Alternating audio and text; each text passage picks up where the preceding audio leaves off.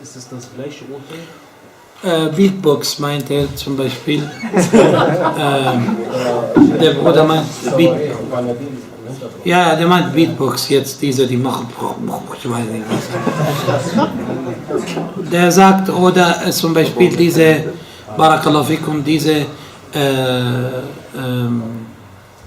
Soundeffekte, aber diese Soundeffekte kommen nicht von Musikinstrumenten. Hintergrund.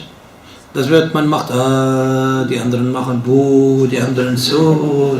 Und am Ende, wirklich, ich meine, jetzt man kann eine Symphonie machen daraus. Weil diese Leute sagen, diese sagen, oh, und sowas, wenn man das zusammen macht, am Ende kommt die Stimme, als ob du wirklich eine musikalische, sage ich jetzt, Gruppe hast, eine Musikgruppe. Der Bruder sagt, was ist das Urteil? Natürlich, als Haram kann man nicht sagen. Da muss man vorsichtig sein. Aber ist das nicht eine Art Ähnelung und Nachmachen von diesen Leuten?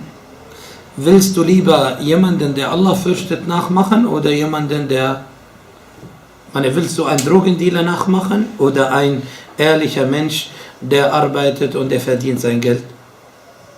Das ist die Sache. Deshalb man sollte sowas lassen.